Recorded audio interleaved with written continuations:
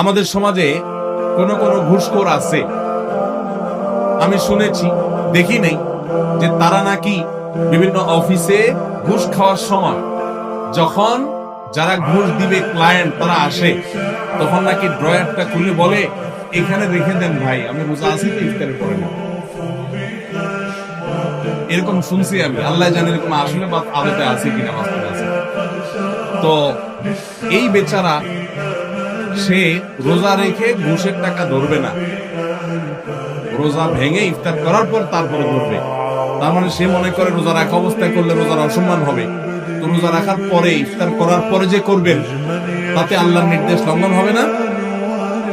রোজা মানে তো বিরত থাকা, সিয়াম মানে বিরত থাকা, তার মানে হারাম থেকে বেঁচে থাকার ট্রেনিং আমি নিচ্ছি এখান থেকে, সেটা আমার আমল করতে হবে সারা জীবন।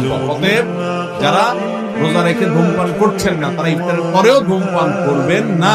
আল্লাহ আমাদের ভাইদেরকে বেঁচে থাকার তৌফিক দান। যদি কোনো কারণে শয়তানের পরিচিতি আপনি করেই ফেলেন, তো আপনি প্রতিজ্ঞা করবেন আস্তে আস্তে সেখান থেকে বের হয়ে আসা।